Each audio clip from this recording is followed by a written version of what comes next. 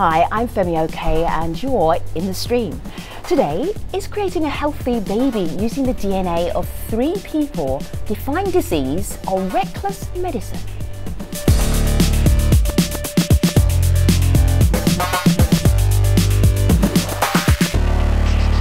So our digital producer is Malika Bala. I just want to see how this conversation is running online. What are you seeing? Well, a lot of what I'm seeing is people trying to explain this process. And here's one way of doing it. This is from a cartoonist Kathy Wilcox. She writes, she's got my eyes, her father's nose, and the donor's chance of not contracting any disease. So that's a tongue-in-cheek way of looking at it, but I know you at home have your own questions and comments. You want to bring those into the show, so use hashtag AJStream. And we're always looking out for what's making news in your part of the world, so keep those show ideas coming. And in the meantime, here are a few stories that we've got our eye on.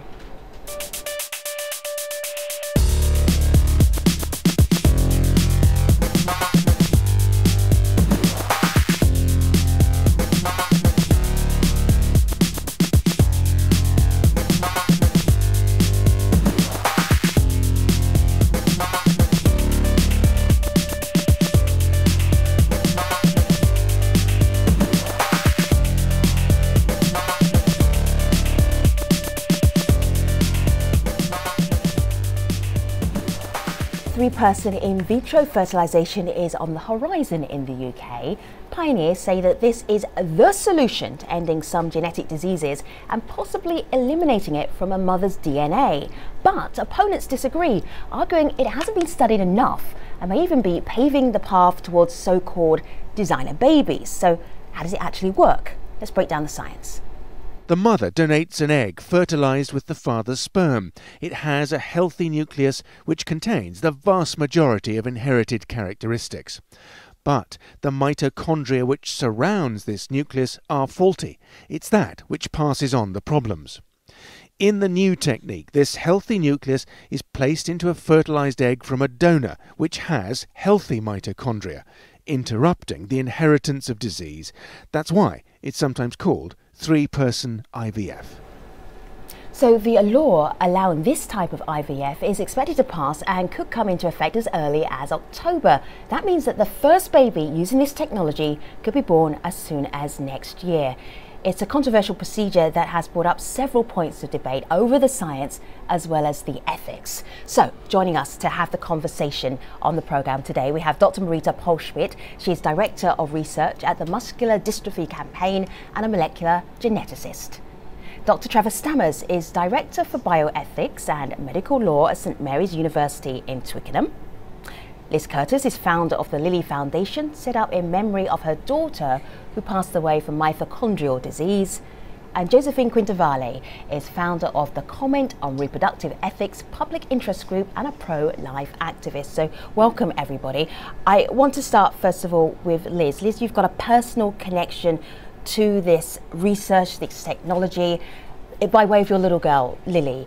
I'm going to show a picture of her here. Can you tell us what your personal connection is with this research, why it's important for you? Yes. Lily was diagnosed with a mitochondrial disease when she was 7 weeks old. Doctors told us that there was no cure, there was no treatment for this condition and that she was going to die. When we asked doctors how long we had left, they said to us they believed she would survive longer than just a few days. Wow. So obviously we were devastated. I've never heard of mitochondrial disease before.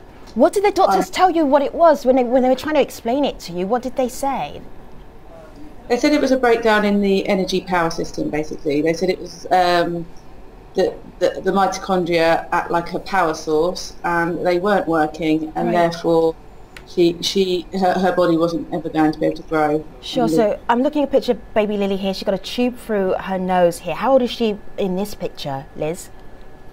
That was when she was tiny. Wow. Okay. That was long after we were told that she was going to die. Right. So when you had her, and you've got 2 other little girls as well, how did you notice that she was different? Because it's hard to understand what the actual disease does to youngsters, to babies. She had failure to thrive. Right. So my 2 other children were big and healthy. Right. Lily was born at 3 pounds 8 ounces. and she never really got any bigger than that.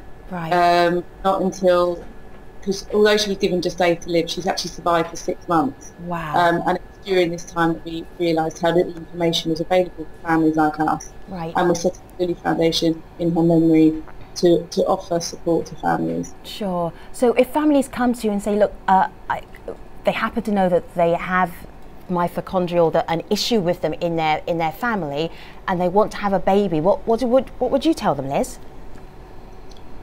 Now or now? Well, yeah, now. I wouldn't advise them either way. I do know that if the person has a maternally inherited mitochondrial disease, the risk of passing this on is extremely high. Right. We're talking probably 50% chance of passing on maternal mitochondrial disorder. Sure. Which is a huge risk when you've already got a child, when you've already lost a child. So many families that I work with choose not to have another baby. Sure. And this new technique that we're just going to discuss today will give these families the opportunity to have their own baby, genetically their own child, without this disease. And Liz, you know, it's stories like those that, like yours really, that have people online celebrating this. Jack writes in, with this research, we can remove genetic diseases and create a generation that won't have to suffer from them. And he goes on to say, Dr. Trevor, that I completely agree with this process. He says it's basically an organ transplant. Can you take us through the science of whether or not it's different than an organ transplant, as some people online say? Yes, I think it's quite different from an organ transplant, and I think there's quite a lot of misleading analogies about what's happening here. I mean, first of all, it is undoubtedly three-parent IVF. 3 people are contributing genetically to the child if the technique works. Now, it also means that the person who has contributed the mitochondrial DNA is actually contributing something that, contrary to what's often said, it does affect the characteristics of the child. I mean, we've just heard about Lily and from Liz as to how a tiny fault in that DNA leads to absolutely devastating disease. So it's not fair to say that you know, the amount is so small that it doesn't matter. It's absolutely crucial. It's why the technique is being tried. And of course, if it's successful, and I think there's a big question mark over that, because it's not like changing batteries in a camera. It's like a computerized setup. There is messaging between the mitochondria. It's not just a battery pack, it's actually communicating with the nuclear DNA. We have no idea how that will actually work as these embryos develop. And there is some scientific work to show that actually we may be creating major problems, and far from producing normal children, we may produce diseased children, as happened in the United States when they tried a similar technique. Well, Liz? Can I just interrupt there in the sense that I think it's really clear and it's really important for the listeners to understand that there is, or people who are watching, sorry, there's absolutely no cure and no treatment for mitochondrial disease.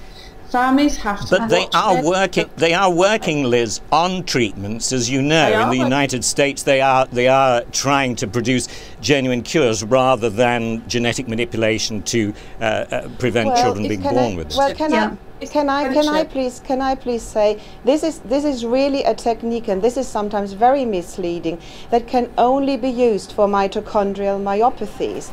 And of course, so Dr. Marita, I've got a little diagram here. I'm going to ask you to do some basic science here for me, because it's been a very long time since I've done any human biology. So on here I've got the mother's nucleus removed from the egg, and mitochondria, they're little wriggly here. I'm making it very simple for everybody, but mostly for myself. What does mitochondria actually do in a cell? The mitochondria, the only purpose of the mitochondria is to supply the cell with energy. All right. And of course, if this mitochondria don't work. They do have an... That's not correct. No, this is true. It's not the only. My show and tell is being debated. No other purpose for the mitochondria to supply the cells with energy. And on the mitochondrial genome, there are 13 genes. And scientists know so guests, just give me a pause at the moment. I'm going to hear one explanation, and then you can debate the explanation. So, in front of me, stick with me, everybody. Step 1, mother's nucleus removed from the egg. We've got the defective mitochondria, which Dr. Morita is saying gives the cell energy. Then let us scoot down a little bit here, and then we can go to step 2. Moving down here, and that nucleus is placed in the donor egg where we've got healthy mitochondria, which according to Dr. Morita actually gives the cell energy, and this time this energy is good energy, so we're not going to have any of those many different defects that can happen in a baby when they're born. Hopefully that's a simplistic explanation. Josephine, what's wrong with that? Absolutely Why are you upset with that? Well, I'm upset because rightly you're saying it's simplistic, but one of the things I want to stress is that nothing that's being proposed qualifies as being considered a cure. We're not curing Liz and we're not curing Lily, and that's what we should be doing. Children will continue to be born randomly and mothers will continue to carry these conditions. A cure, we all know, doesn't kill the patient. And we need to find cures where we actually we intervene postnatally. We don't quite try to combine a 3-parent embryo, a genetically modified embryo, which has got many prestigious scientists worldwide up in arms with concerns about what would happen. Any defects that were caused by the process would be passed on to subsequent generations. This is what's known as germline genetic modification. Can I please say this is a cure for the next generation? No, it's not a cure. Because the next generation, the children, that is a cure for those children. Of course it is, because for those children they will not be affected with mitochondrial myopathy. So please don't be misleading. And it is, and if you call it a 3-parent, and if you call it a 3-parent baby, this is also wrong. Contributing 13 genes that solely are committed to supply the cell with energy is wrong. It's a mitochondrial donation. They're not solely doing that. Let me just say, yes, this technique has been used since the late 1980s in animals. It has been vastly explored and exhaustively tested. And this is the only chance at the moment, the only possibility at the moment. All right, guests, just allow each other to speak one at a time, guests. Myopathy to have healthy children. All right, guests, take a time out, everybody. Dr. Morita, give me a pause for a moment, because I've got 3 people all wanting to talk, and I can't hear you, and I really want everyone to hear this debate. Josephine, you're making good points. Dr. Trevor, excellent points. Liz, I know you're trying to jump in. Let me just one at a time so we can actually hear your debate. Liz, go ahead. I would just like to say, Josephine, I completely agree with you. A cure would be fantastic. I work with hundreds of families whose children are dying of mitochondrial disease. They would love to have a cure for this condition, but there isn't one. Doctors are working on it around the world. I'm not saying they're not working on it. They are working on it, and in fact they're spending more time working on finding a cure than they are on preventative methods. There is currently no cure.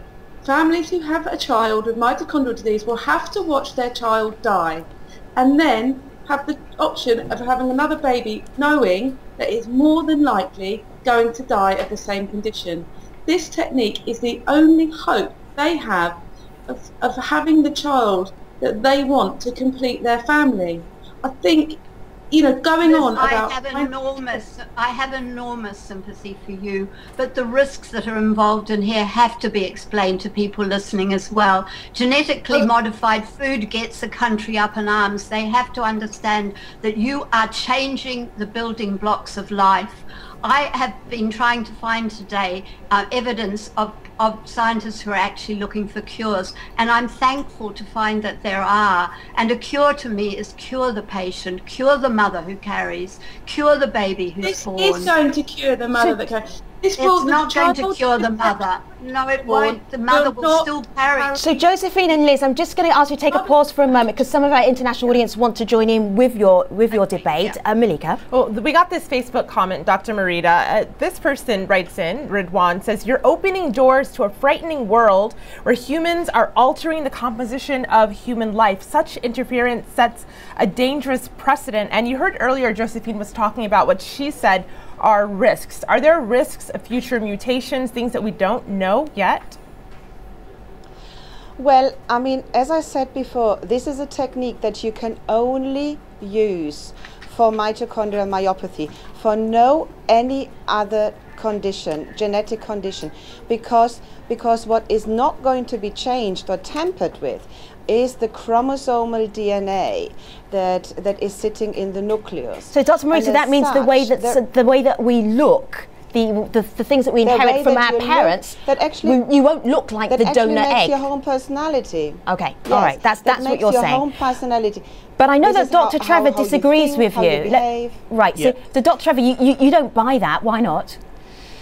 Well, we have at Sussex University, a Dr. Ted Morrow, who in his evidence to our government has made it quite clear that research in the past year, and even the New Scientist, one of our leading magazines, a few months ago published an article indicating that the latest research has shown quite clearly that the mitochondria are not just batteries and providing power to the cell, but that they produce messenger RNA.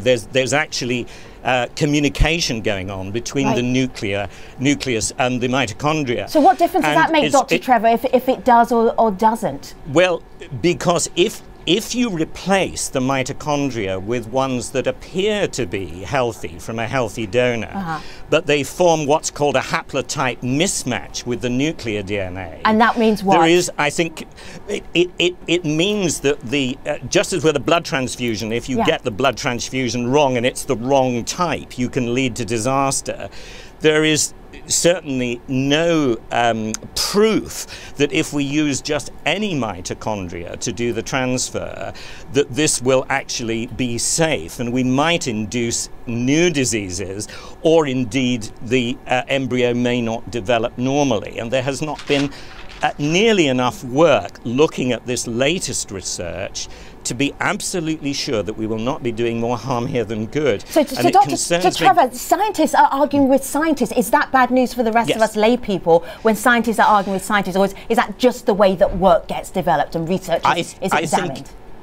I think it's very bad news for people like Liz when the media jump on the bandwagon of those scientists whose future careers are dependent on being the first, when there are many when there are many other equally eminent scientists across the world, in America and as I say across the world, who are very, very concerned that actually this may not produce normal children. Liz, anything you want to ask Dr. Trevor about? Can I just maybe let me just Marita, hold tight. Dr. Marita, hold tight for a moment. Liz, what did you want to ask Trevor directly about? This is a rare occasion when you actually get face-to-face time. I would just like to say, Dr. Trevor, this process has undergone a huge scrutiny and scientific process. There has not been one single piece of medical procedures that have undergone such research. And also, Liz, do you know? Hang on. Ted Morrow's point about the fusion. This has been taken into account. I know it has. I've seen the papers. They've looked at his argument. Ted says in his statement that it's been ignored. Ted says he's been totally ignored and said it on TV. I assure you, it has not been ignored. I've spoken to the scientists on the independent review. I am a mother. I would not want to do anything that was completely ridiculously risky. Now, this technique, we don't know if it's going to be. We do not know if it's going to be 100% safe. Of course, we don't. It's never been done before. However, as a mother, that is the exclusive reason why we can't do it. You would be experimenting on human children. No. You can do lots of things. We've done stuff with animals, which lots of people have not approved of, and cloning, etc. But if you're going to do something which is potentially risky, and two scientists in recent days have talked about how concerned they are about the issues, very prestigious, one of them from the United Kingdom saying that mitochondria replacement is a genetic experiment which could have disastrous consequences. In the United States, equally, there are scientists who are calling out. But, all right, guess, give me a moment, because we've got some of our online community wanting to jump in with this debate, and we also have Dr. Marita as well. So, Malika. Right. Well, Liz, I wanted to direct this to you. We got a video comment, and I'd like to address this comment to what he's saying, to have your thoughts on it. So why do we want this technology? It's been said that we want it because it's life-saving or because it would prevent harm, but that's not actually true, because this technology isn't a treatment for mitochondrial disease. It's a method for creating a new person who won't have the disease. So what's our actual reason? I'm afraid it's because we're obsessed with the genetic, and that makes me a little worried because genetic relationships aren't the ideal. Non-genetic families, like adoptive families, are perfectly good. Maybe the morally best world is the one in which we never asked for this technology. So Travis Reeder there says that adoption should be a bigger option, and is a better option in his view. I think this comes down to choice. I think that science has provided this and found this technique and worked on this technique. I think, therefore, if the science is there and the research is there, I think it becomes down to a parent's choice. And some people, it won't be for everyone. It might not suit all families, and adoption may well be the route they go down. But it has to be down to the families. It's not up to anybody else to make that decision. Dr. Marita, even if it's dangerous. Yeah. It can't be more dangerous. It's not dangerous. It can't be. Sorry, Liz.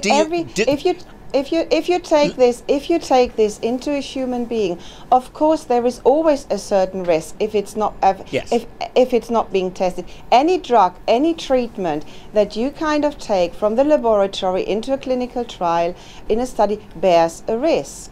But this technique, I can only say, as Liz already said, has been so exhaustively tested on animals and in the laboratory that it is right at the moment to put this, to kind of make the step now and test it in a human being. And what, sorry, in some animals, you know, in some animals, you know full well it doesn't work. In some animals it doesn't work. In macaque monkeys, one of the techniques was found to be ineffective. The pronuclear transfer didn't work in macaques. All right, Liz. It did work. That's not correct information. It did work. It actually did work. Again, because in the US they tried it on monkeys. All right, so guess, just all take a pause, because right now I'm hearing it did work, it didn't work, and we're evenly split between this. Okay, let's go back to Liz's family here. Liz, three beautiful girls back here on my laptop here, and you represent so many families. Is there confusion amongst the parents who are directly affected by this disease, or are they very clear that they would like this law to pass, so at least there can be some more clinical trials and some more research happening? Where are they? I come across one family that we support who is against this technique. Every family would go for it if available and the right time for them. And of course, given the information that you have been provided and the experience you've been through, everyone would understand that. But do you know, for example, why the American FDA, the Drug Administration, banned not an identical technique, but actually a less invasive technique? Dr. Trevor, tell us in 10 seconds why, because we're at the end of the show. In one sentence. They banned it because of 15 pregnancies out of 30 attempts, 2 of those babies were aborted for abnormalities. Now, 2 out of 15 is a really high number. All right, now as you can hear, we are not done with this debate. If you'd like to contribute to it, you can tweet Malika at #AJStream. I'm taking Liz, Dr. Marita, Dr. Trevor, and also Josephine to the post show at stream.aljazeera.com. We will continue the conversation there. I have time, though, to tell you about our next AJ Stream discussion. The murder of 3 Muslim Americans on Tuesday sparked outrage online with accusations that the mainstream media in the United States ignored the story because of the victims' religion. Stay with us. The post show is next, stream.aljazeera.com. And you can also remember that we can follow along on your app. Details of that, stream.aljazeera.com. See you online. Thanks for watching.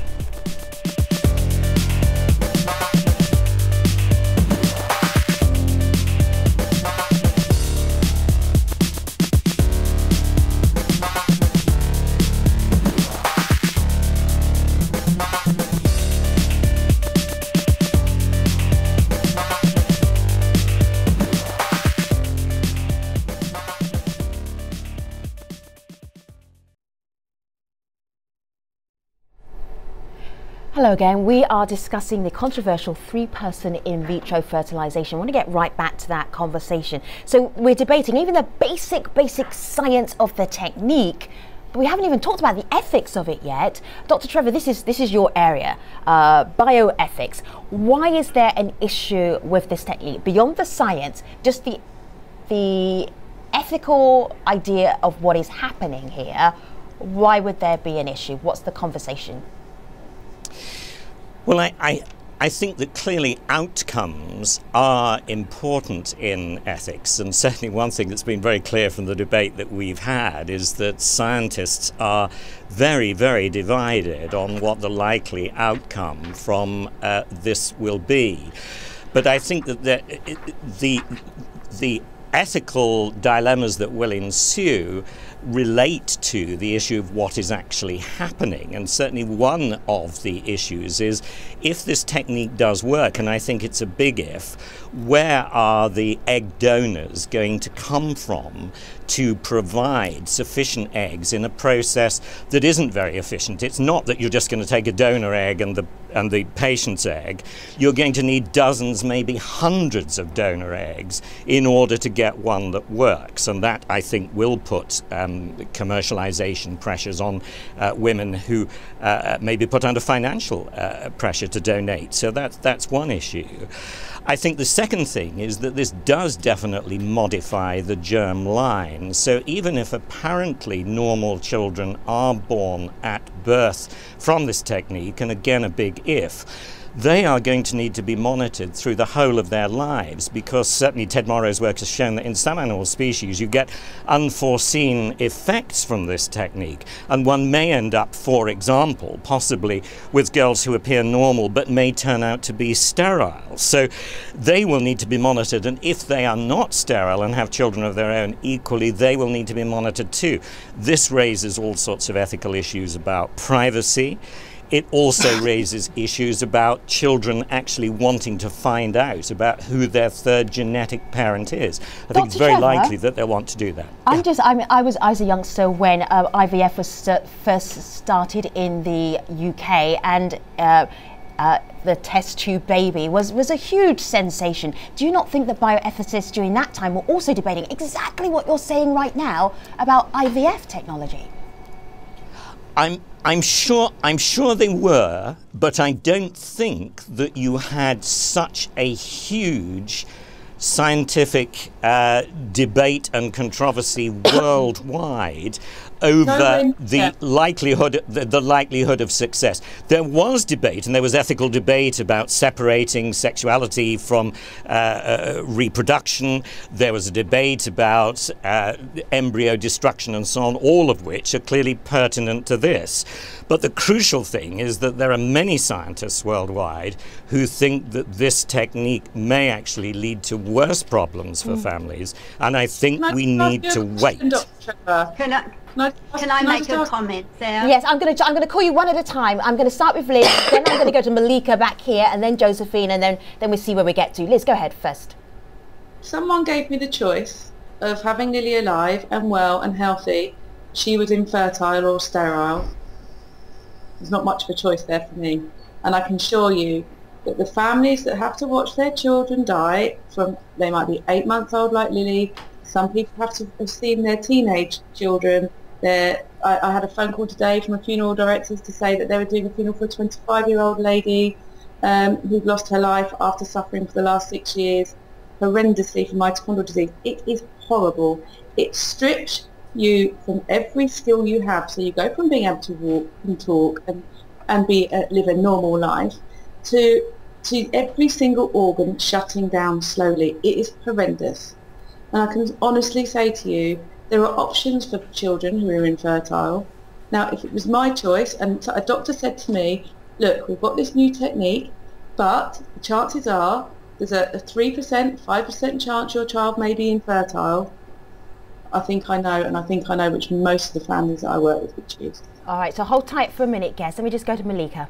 Well, there are people online who are picking up on something that Dr. Trevor mentioned in the ethical implications of this. Nafisi says, besides the medical implications of this IVF, there's also the implications legally of having a baby with 3 parents. That's what this person writes. On Facebook, though, of course, we got this pushback. Melissa says, this language is causing the controversy. It's not a 3-parent baby. And once the science is actually explained by scientists, people won't be so against it. So Josephine, I know that you were piping it up there.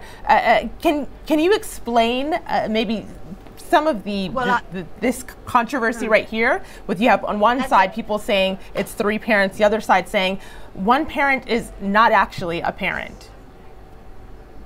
Well, I wanted to go back to the beginning of IVF. I think what happened originally, I think it is actually what happened. They tried to mimic nature. They took a sperm and an egg, and that's how IVF started. It didn't start by trying to manipulate the building blocks of life. So the sperm and the egg have now been extended to sperm and 2 eggs, and this is why we talk about changing the building blocks, doing something to the germline of the human race, and that's why there are so many international conventions against what's being proposed. I don't know what will happen in the United Kingdom if it is approved. They may find that there are legal cases coming from the 4 corners of the earth. It is an incredibly horrendous position that's being taken. But I also want to say I have enormous compassion for Liz. I would like to see Liz cured so that she doesn't pass this on to any subsequent children, and equally for other mothers who, unknown to them, may have this condition. And I would also like to see the babies who will continue to be born randomly to have a cure for their condition. Can I maybe just briefly say, I mean, you're always kind of talking about changing the building blocks. You're not changing the building blocks. You're changing whole mitochondria, and you're exchanging these affected mitochondria by healthy ones. You're not tampering with the chromosomes or with the genes that are in the nuclear DNA. And I also know you are not. This is kind of highly misleading, the discussion. And as Liz said before, I mean, we are talking about, and Trevor as well, we are talking about a lot of theoretical risks. Theoretical risks, what might happen with a baby that is born. But Ted Morrow has shown that altering the mitochondria can affect the nucleus. There is no indication. There is no indication. Why does he say there is then? Because that's crucial. There is no there is no indication that this is He lists many papers. He lists many papers showing that the mitochondria and nucleus interact. He lists lots of papers. Are all those papers wrong? And I know what you're talking about. I know what you're talking about. But this is all. But mothers are not told this, are they? There is an interaction because Josephine, hold tight for a moment. Let's listen to Dr. Marita. Wait a minute, let me just finish. Let me get the science right, sorry. Because some of the proteins that have a function in the mitochondria, they are sitting on the chromosomes. Of course there is an interaction. But if you even have the mitochondria from different ethnic groups on pairing them with this nuclear DNA. This happens all the time in life because people from different ethnic origin, they're having children together, and there is no indication that this causes a problem. So why is there now concern about haplotype matching if it doesn't matter? Why are we now moving into haplotype matching? I don't know. I talk with the scientists every day, and they tell me that these concerns are unfounded. They are unfounded. They might have happened maybe in mice, because mice are highly inbred. And you know what that means. You know the science. They are highly inbred, and so in other words, you're saying that the animal models not in a human being. So the animal models as if they have tested, they don't show any concern for any safety concerns, and it is just the right time. But it did in monkeys. To take this now into a human being. All right, so guess, let's do a little time out, because I've got 1 minute left, and I'm just really curious as to what you think might happen come October. Dr. Trevor, do you think this law will be passed so that this style of IVF will become entirely legal? I'm sure that with the UK media machine entirely in full overdrive to ensure what has that got to do with science, Dr. Trevor? I mean, scientists have exactly. Have to be beyond the tabloids in the UK. That is very disturbing. Well, exactly. Right. And I think that if there was a fair representation of scientists on both sides of the debate explaining these things like haplotype matching, that Parliament would then be persuaded to move a little bit more slowly. But as it is, it's changing batteries in a camera. And all right. So you think the law's going to be passed then, Dr. Trevor? I think it'll be passed, but I think that we will be very fortunate if we see normal children born from this without a lot of problems surfacing on the way. Dr. Morita, if you had a crystal ball, what would you say come October? This is completely assumptive. I mean, there is no indication, as I kind of keep repeating it. All right, so let's not repeat, Dr. Morita. What do you think come October? Because I'm wrapping up the show now. You've made some excellent points. So I just want to hear what you think might happen next. I think as well the law will be passed because it is the right thing to do, and it is the right time to do it. All right. Because it's, as Liz said before, it is the only hope at the moment for families who are affected by these devastating, fatal conditions to have the choice of having healthy children. Josephine, your prediction in a sentence, because they're about to turn the internet off on us, and I want to hear you. I sincerely hope it is not passed. If it is passed, I imagine there will be an international approach legally to try and stop it. Liz, you started our conversation. I'm going to allow you to end it. What do you think might happen in a few months' time with this law? Will it be passed? I hope so. Well, the House of Commons passed it with a large majority last Tuesday. There's the House of Lords that have yet to vote on it in a week's time or week and a half time. And I'm hoping that in October next year, we will hopefully be able to see our first family have the first opportunity they'll have to have their child free of this disease. Malika? I'll give the last word to two people. On Twitter, King Neptune says we need to stop playing God and leave nature on its own. And on the other side, though, Santiago says this is just the first baby step to what will be part of a new path for human evolution. We have to start somewhere. All right, thanks very much to all of our guests, to Liz Curtis, Dr. Morita Polschmidt, Josephine Quintavalle, and Dr. Trevor Stammers. We've really appreciated having you in this conversation today, helping us explore the issues and the ethics. Let me tell you about the next AJ stream. 3 Muslim Americans on Tuesday. The murder of these 3 American Muslims actually caused outrage online and accusations that the mainstream media ignored the story because of their religion. We would like to hear your comments and questions about that story, and we will be exploring that on the next AJ stream. Until then, see you online. Thanks for watching.